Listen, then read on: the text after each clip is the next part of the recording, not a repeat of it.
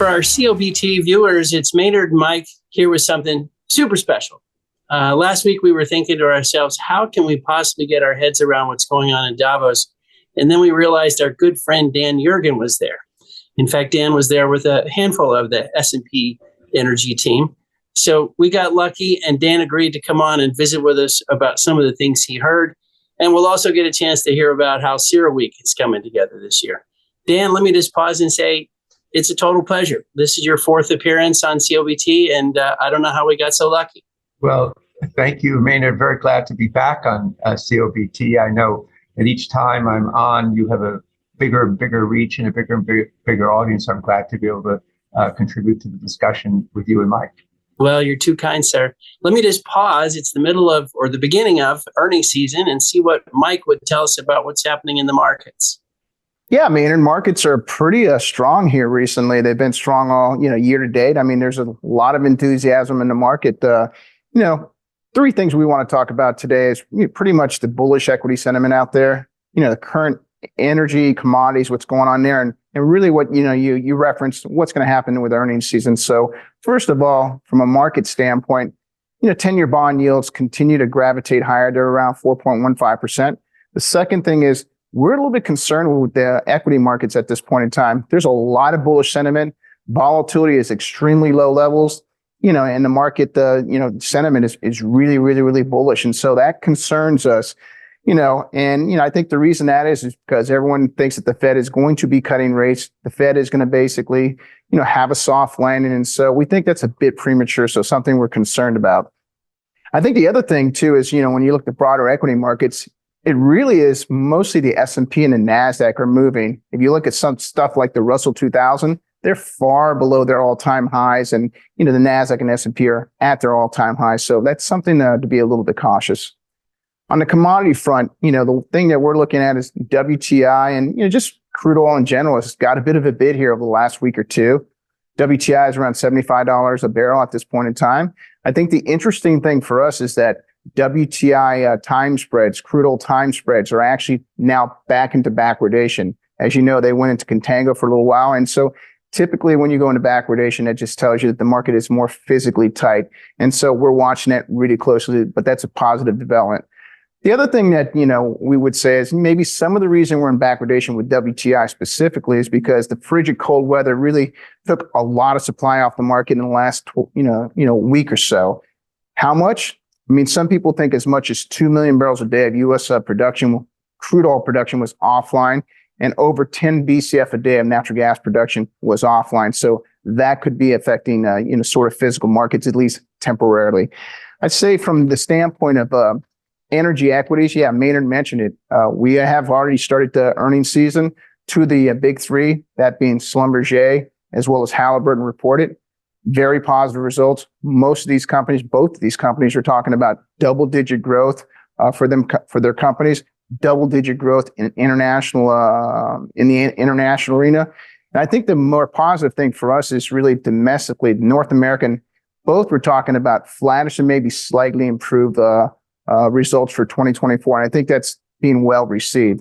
Now, I think the interesting thing, that we're thinking about is just what are North American margins going to look like in 2024? And right now, I think there's a lot of bearishness. EBITDA results have come down here for 2024. And so those companies that present the best case in the next few weeks, those are going to be the stocks that outperform. And so the last thing we'd say is like the next week or so is going to be really dominated by the oil services firms, particularly, it's going to be more broader based, but over the next couple of weeks, we're going to also see some E&Ps, midstream, refiners. It's going to broaden out. So we're going to get a really good feel for what 2024 is going to look like for the energy landscape. So with that, Maynard, we'll send it back to you. All right, Mike, thanks so much. Let's jump in with Dan. Dan, what's your take? Davos, and I don't mean to lump together Davos with COP28, but these big global gatherings, what's their role? What's their takeaway? What did you think about Davos? Are you glad you went? Just give us some, right. Those of us who didn't go, give us a feel for it. I've been able to go now for couple of decades, really. And I find it very constructive for two things. One, you get a lot of perspectives from different parts of the world and get to hear from people from different parts of the world. And two, you get a sense of what's changing, what's new, what's on the agenda. And I guess then the third thing is you just get to meet a lot of people from all over. So it's a very concentrated process. It's different than CERAWeek, where CERAWeek, you don't have to worry about snow or ice or cleats on your shoes. You don't have to worry about falling and rushing to meetings. CERAWeek all happens, as you know, in one place. So Davos is, you're out in the snow and it can get pretty cold there and pretty icy. But you certainly pick up a lot of things, and it helps you see, what's changed from one year to the next. So Dan, is Davos, is it on the ascent? Is it getting bigger and bigger and better each year? Or what would you just say about the trend of Davos as an important gathering? Well, I think it continues to be one of the places that people go there because it's a very efficient way to see a lot of different people. And so in an informal setting, as opposed to, trekking to an office or something like that. So I think it's just people find the convening power very strong. And it has some very important speakers there who give you perspectives on the world and, our changing world. Well, I think one of the things we're always looking for is any comments that are coming out about energy or any of the myriad things that touch energy. This was, well, it looks like you've already got some stuff on the tip. Well, yeah, I was going to say, before energy, I want to say the two big changes from last year is that overall, the sense about the global economy is more confident, the sense that the U.S. is not looking at a recession. Somewhat more, not just guarded optimism, but there was definitely optimism in the economy.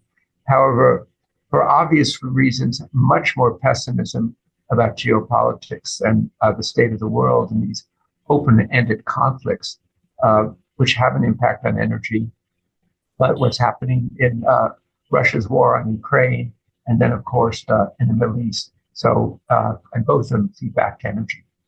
One of the things if I was following the news, like a lot of us, and there was a lot of mention of Trump, like preparing for Trump. What if Trump wins? It reminded me of the Republican debates. He's the most talked about person and he's not there, or at least he's very talked about and he's not there. Was that just a sideshow, or was that really part of the discussion? No, he was definitely much talked about. And I think, for the Europeans in particular, and although you have a lot of Asians there, we have delegations from China there, and we'll come back to the Chinese premier. But, certainly a significant part of Europeans, and sort of adjusting the fact that, at least if you look at the polls, Trump is ahead. And what will that mean for the economy? What will it mean in terms of trade and tariffs? What will it mean in terms of NATO? What will it mean in terms of Ukraine?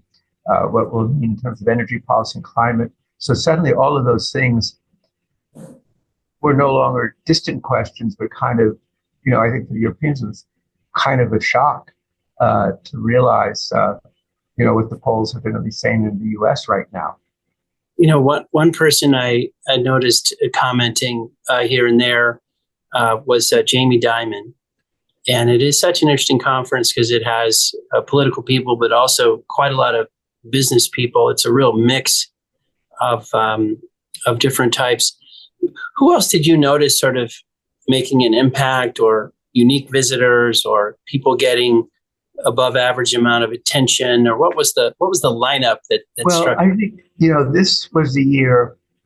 So, let me put it this way. Often every year there's a kind of one thing that's a really hot theme and hot topic. You will not be surprised that this year it was AI.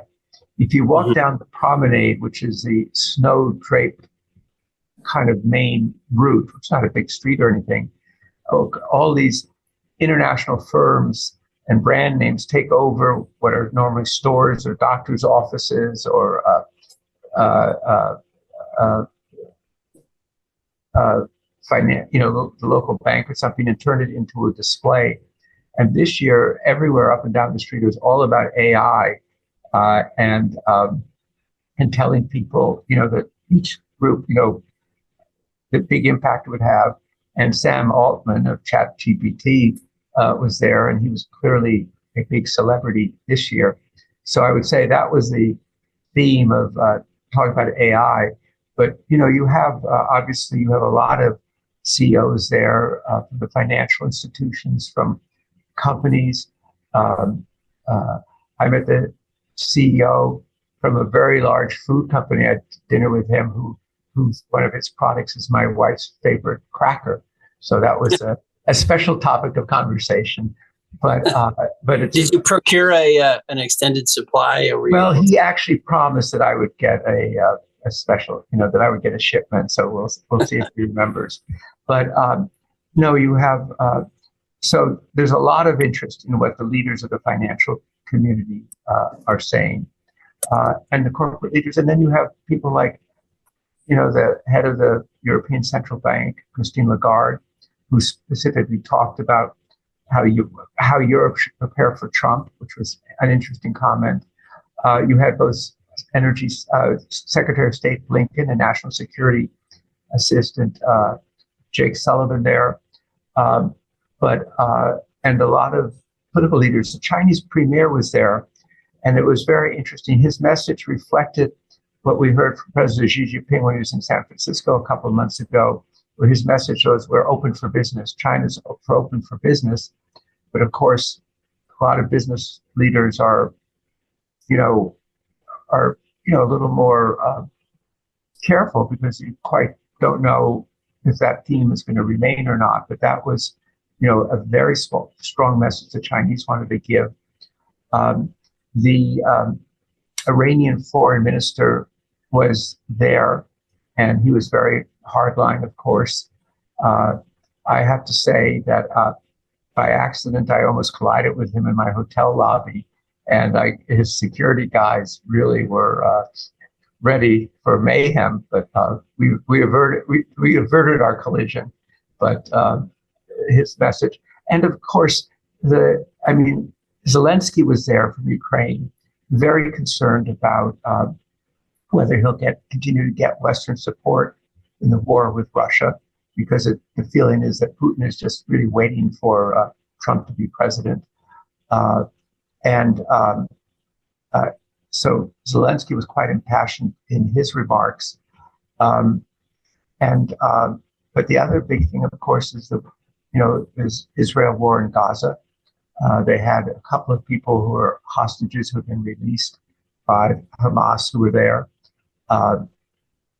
People trying to see how does that end, and of course, and this gets to energy, Maynard, is the big thing is this proxy war. Let's call it a proxy war that's going on now.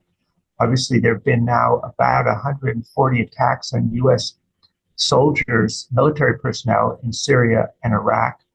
And the big thing is the disruption of the Red Sea. And the Houthis, who were kind of obscure, people weren't thinking much about them. Now, the oil tankers are being diverted around the Red Sea. And Maynard, it's very interesting. The Suez Canal, the Red Sea, what's called the Bab el Mandeb, that strait, which is much less famous than the Strait of Hormuz, it was a relatively minor avenue for oil. But the amount of oil going through it went from about 4 million barrels a day in 2021 to about 8 million barrels a day, over 8 million barrels a day, because of the sanctions on Russian oil. Russian oil in Europe was going south through the Red Sea to Asia, and Middle East oil, which would normally go to Asia, was coming up through the Red Sea to Europe. And now, of course, that's been, the numbers are way down again. And 1/3 of container shipping passes through those waters. So you're looking at some real supply chain disruptions. And you can see, starting to see more of a risk premium, at least right now, in oil prices because of that activity. Dan, do you find it, as you were ticking through, some of the things happening in the Mideast, when you just pull back for a minute and say, war in Ukraine, war in Israel, in Gaza, the Turks have strikes going on. The Iranians are striking in Pakistan and Iraq. The U.S. is striking the Houthis. Like, when you look at all that, you would think oil would be $85 and we would all be just on the edge of our seat around all this terrible geopolitics and stress. Are you surprised that it's not a more? Well, I think we can see reasons for it. Of course, Maynard, we have to be prepared to be surprised that, things could change from one day to another. We've seen the price creep up. I see two reasons for it. One, the oil market is still oversupplied right now, and that gets to the second point, which is that we shift, not only a shift in the physical supply, but there's been a geopolitical shift in oil as well. And we just did a paper called The North American Advantage on, if you look at oil and gas and liquids, US and Canada produce more oil than the Middle East. Middle East is still incredibly important, but we've seen a rebalance in supply. And I think that's affected psychology as well as there's some concern about the economy. So I think those would be two of the explanations why we've not seen, in what otherwise is a very volatile, dangerous situation that can escalate quickly, your question. I think this demonstrates, among other things, how shale oil, what's happened in the United States, it's happened in Texas and North Dakota, has really changed, even the geopolitics of oil. And, Maynard, a year ago, the general consensus was U.S. production in 2023 would be up 400,000 barrels a day. We said 700,000. People said we were extreme. It turned out to be 1 million. And I think that's a very important factor, and it underlines why the development we've seen in North America, U.S. and Canada, is important not only economically, but is really important in terms of security and geopolitics. In terms of the attendees, I think we're always curious about the developing world and if they're showing up in force, and if their voices are being heard, and if just if the feel of the whole thing is in balance. What would you say about how it felt from that perspective? Sometimes these gatherings can be a little too oriented towards Western developed world. Well, I think we did certainly, it does, probably have more of a European, focus, because it's easier for people to come from Zurich and Paris and Berlin. But there's a significant developing world, emerging market, a lot of people from India in particular. And we were part of discussions there where what comes through is a sense, but the word you use, Maynard, that those countries, that they want a bigger voice on energy and climate, and feel that it shouldn't just be determined in Paris and Brussels what happens. And that was there, and I heard discussion about that, about getting a voice. And that ties in to, what is, the theme for CERAWeek, which is the multidimensional energy transition. Because I think a lot of the thinking about the energy transition was developed basically during COVID, when demand was going down and prices were going down. And now, and so you got this very linear notion. Multidimensional means developing countries that worry about economic growth, that worry about poverty, that worry about health, will have different attitudes. In 2020, people were saying oil demand was going to go down. Last year, it grew by over 2 million barrels a day. So, and that's where the growth will be. So I think that's why we've taken this multidimensional energy transition as a theme of CERAWeek, to have what we hope is a broader, more realistic, more inclusive view of what's happening in the energy world, and how the world, including the developing world, where 80% of the world's people live, how they will attain the energy that they need for economic growth. Hey, Dan, I'm really interested in some of the thoughts you talked about Davos. It seems like you're saying that there's more confidence that the economy in 2024 is going to be better than expected, say, 6 months ago. And the reason I bring that up is if you look at, OPEC, what they're assuming for demand for crude oil in 2024, it's near 2 million barrels a day. And let's say IEA is around 1 million barrels a day. And obviously Angola just pulled out of OPEC. And I guess my question is, if we're closer to the 1 million barrels a day in demand in 2024, how do you think that affects the OPEC cohesion? Obviously UAE and Saudi are holding things together. If we really do grow down towards 1 million barrels a day, you're going to have a market where they're going to have to keep supply contained and maybe even have to cut again. What are your thoughts about the cohesion right now? What it could be sort of in the next 6 to 9 months if that plays out? Well, if demand growth is weak and the supply continues to grow, that certainly puts more pressure on OPEC plus, and their response. At some point, they may stop cutting, but so far they've been willing to cut to try and keep a floor under the price of oil. I think they're looking for, and the feeling is second half of the year you'll start to see growth.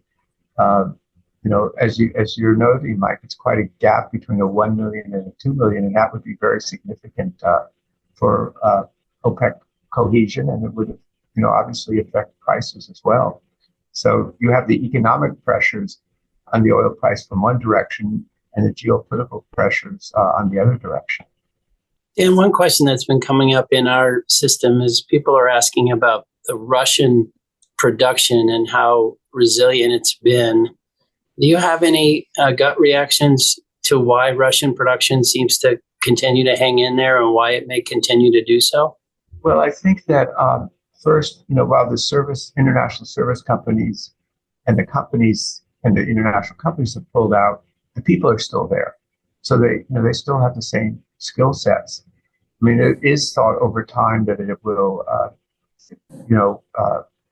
tend to deteriorate, but not with that kind of 3 million barrel a day that I think the IEA predicted when the war began. So the Russians have held it up, and they've gotten their revenues. At least when prices were higher, they were back to where they used to be in terms of revenues for a while. Now, obviously, we start to see there's more pressure on Russia. The other thing that's happening is the G7 countries are realizing that they're going to be tougher. They're starting sanctioning people for violating the price cap. And I think we've seen some banks that were willing before to finance Russian oil to Asia. Asian banks are more concerned about being sanctioned now. So I think we're going to see some greater pressure on Russia's ability to export. Maybe as we move a little bit to energy and Davos and just some current thinking, I know Fatih Birol was there. And one of the things we keep asking, Dan, is asking about global estimates and trying to give the world the best reasonable scenarios for what the next 10, 15, 20 years look like. Is that a topic of discussion? Because the IEA has very different numbers from, for instance, OPEC. Those two kind of had a tiff about that. But are there any discussions like that are interesting? Well, I heard discussions that the global South, if we can call it that, the developing world, they need, and this goes back to the point you raised earlier, Maynard, they need a voice too. And that the IEA, there's more, you point to the gap between OPEC and the IEA, and the IEA today, is seen differently than it was a couple of years ago. So, in some quarters, it doesn't have the authority it did previously. I mean, the Japanese, for instance, have been quite critical of the IEA and IEA scenarios. They did a paper that said the IEA net zero by 2050, the way they got there in Asia was reducing economic growth by about 40%. So there is controversy around there that wasn't there before, I think.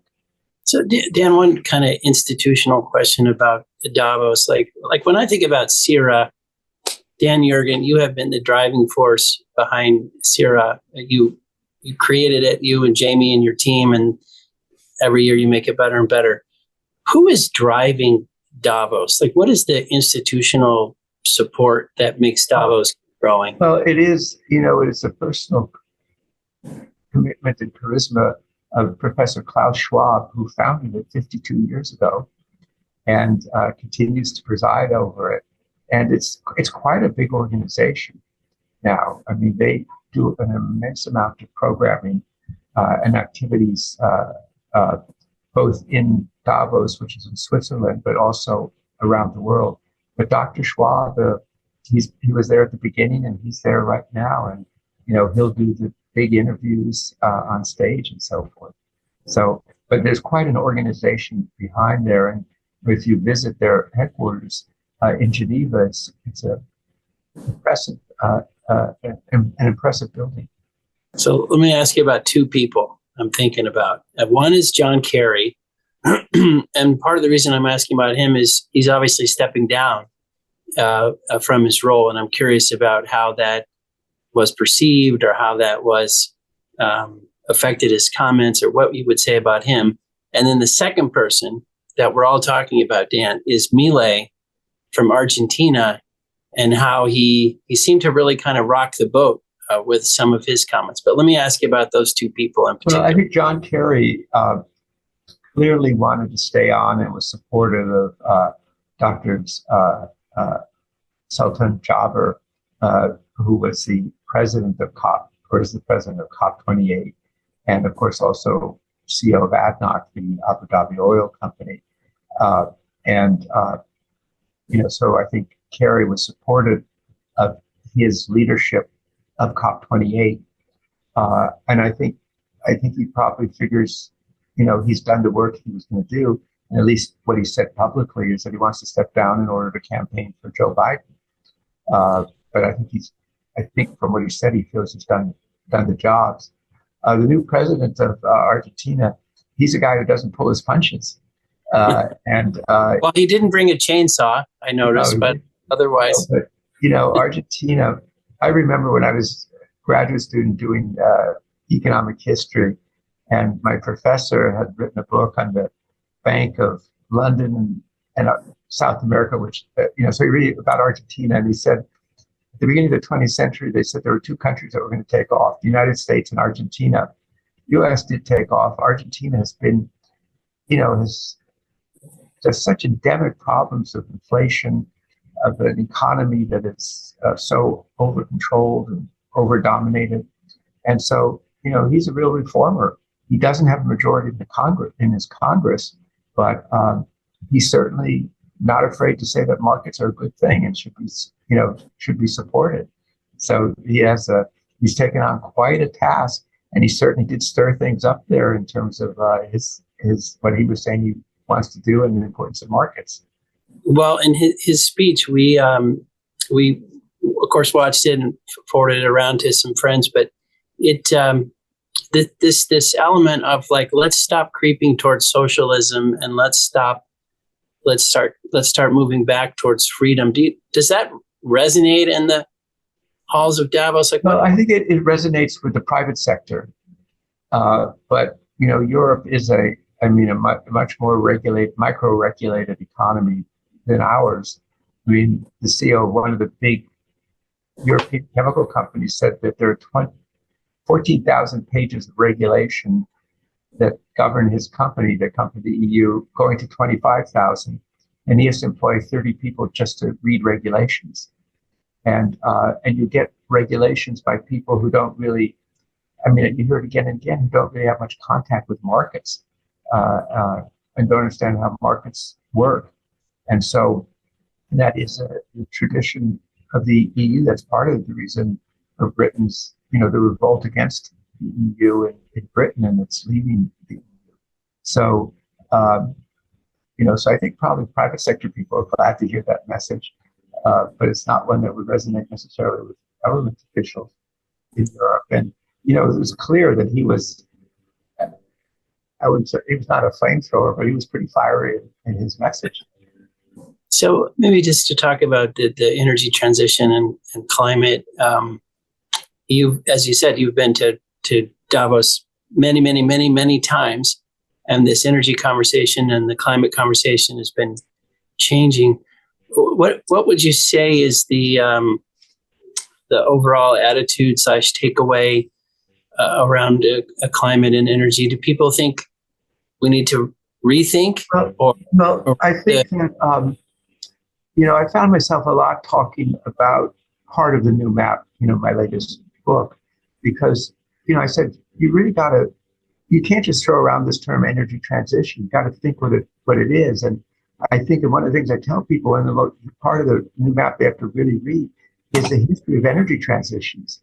And because they normally take a century, and to try and do them in 25 years in a $105 trillion economy with countries at very different stages of development is a very challenging thing to do. So I think, so I found myself a lot, and people coming up to me who read the new map and saying how important it was for them to have that framework, because otherwise it's just kind of language that's out there and you don't really have a context for it.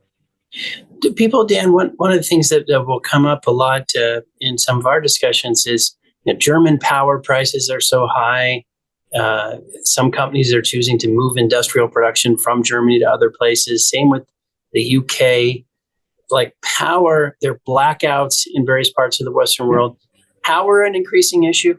Yeah, I mean, absolutely. And that, of course, will be one of the themes at CERAWeek, including for North America, where, for years, CEOs of power companies were dealing with flat or declining demand. Now they're saying, how do you build, how do you meet growing demand? And so we'll be talking a lot about things like permitting. Another thing we've heard a lot about is actually there's a shortage of workers to do things like, be linemen and things like that. And in general, the employee gap, and then the supply chain problems. So that's true in Europe, but it's certainly true in the U.S. And, as we've been preparing for CERAWeek, that's the question. If you're going to have an increasingly electrified society, you need reliable electricity. And how do you achieve that? So I heard that there at Davos, and it's a theme that will be picking up at CERAWeek. Another thing, by the way, if I can mention that we heard I heard at Davos, and it will be, we now at CERAWeek have a big mineral mining track, because, the question is, how do you, an electric car uses 2.5 times more copper than a traditional car. So you're going to need a lot more minerals, and that gets you into all the geopolitical issues with China and the question of processing. And a number that I heard in Davos, which will be part of the discussion at CERAWeek. The U.S. has 2 copper smelters. China has, guess what, 55 copper smelters. What's the likelihood of getting a copper smelter built, financed, and permitted in the United States? Very low. So this issue of minerals is much more complicated than just where are the mines. Is the processing such an incredibly important part of it? Dan, you mentioned the multidimensional energy transition, technology, markets, climate, technology, and geopolitics. Tease us a little bit more about CERA this year. You guys always manage to add some new things or some new twists. What's got you excited about it? How do you see it? Well, I think this concept is very important, because I think people need a framework for thinking about energy and energy transition. And this is a conference. Yes, it'll be about energy transition, but it's also, it's going to be about energy. 83% of world energy is hydrocarbons. And a lot of people are employed in making sure that natural gas market demand is met. They're out, drilling in the Gulf of Mexico. So there's a whole host. So I think that's supply. And then at the same time, dealing with the agenda of decarbonization, low carbon processes. And then, as you know, we have the Agora, which is this incredible technology hub platform. It's extraordinary to see all of that bubbling of innovation going on. But we'll be dealing with the big issues, obviously LNG, a lot of controversy now, tension around LNG. That's going to be on the agenda. assuring the supplies and dealing. The geopolitical picture is really complicating because, this globalized world that we knew for 30 years, that's over now. We're in a different kind of world with different kinds of tensions. And it's a lot more complicated for companies to operate in this world than in a world in which all you thought about was supply chains in terms of efficiency. You didn't have to think about supply chains in terms of geopolitics or protectionism or nationalism or global competition. So I think we want to certainly give a framework for all of that at CERAWeek to see where the energy industry is today, where it's going, and then the context, the environment in which it operates. Those were all, that's why that, you gave the whole subtitle for CERAWeek, and all of those factors are at work. We would have liked to have only had 2 subtitles, but we needed all 4 of them to capture the themes of CERAWeek, and it's going to be a very dynamic. And I always find from CERAWeek, it's learn a lot. You learn a lot about how things are changing and where the trends are and where directions are. And I think there's a real need for that this March at CERAWeek 2024. Hey, Dan, at Veriton, we're really, really focused on electricity growth. I mean, I think that's going to be a great theme, and I look forward to hearing it at your conference. I want to step back and think about in July of 2022, you put out that fantastic report, The Future of Copper, just really, really constructive. And since then, I've seen Panama shut down a copper mine. You've seen lithium prices fall, critical mineral prices fall. Copper kind of goes sideways. EVs are not really kind of penetrating as quickly in the U.S. Maybe a thought process. That report on copper was very, very constructive. If you sit there and say 2 years later, how are you thinking about copper? Are you still as constructive? Do you have to take a step back? How do you think we start thinking about hearing about that from you guys over the next couple months?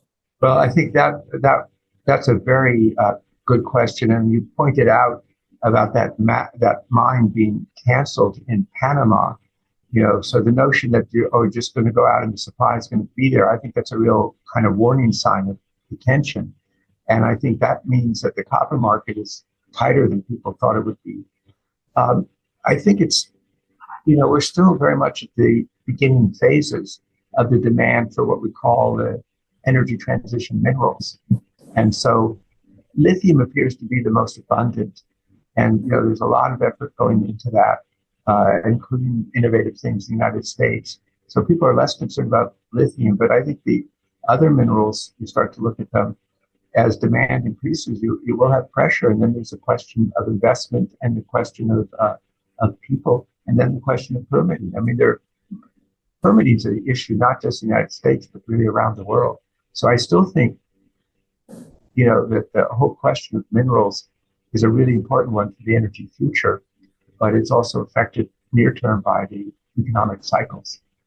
Well, Dan, as we wrap up, I'm coming up with an idea. I don't know how good it is, but maybe we can take all those people who are slowing down permitting and, take them and make them line operators. Like, we'll solve the labor problem with all those bureaucrats. Well, what I heard from an executive at one of the large wind generating companies in the United States, he said what they were going to do, their plan now is to hire people who are just 8th graders. So by the time they retire in 50 years, they'll finally have gotten the things permitted. So, we always hear permitting reform, but it's sure hard to get it done. And there's so many ways in the U.S. system to stop things from happening. Well, Dan, thank you so much for spending some time with us, giving us some Davos impressions. We're very fired up for CERA. We can't wait. All our friends are coming over in Houston. What is it? Like, it's usually 8,000, 10,000 people. It's 8,600 if you include both the Agora and the Executive Conference. So, but there's going to be a lot there, and I think people, whatever their interests, they'll be able to find their interests met. So we're excited to be back in Houston for this, and look forward to seeing you there. And thank you for the chance to chat about things now. Well, we appreciate you, all the work you do, and your friendship. Thank you, Dan. Thanks, everybody.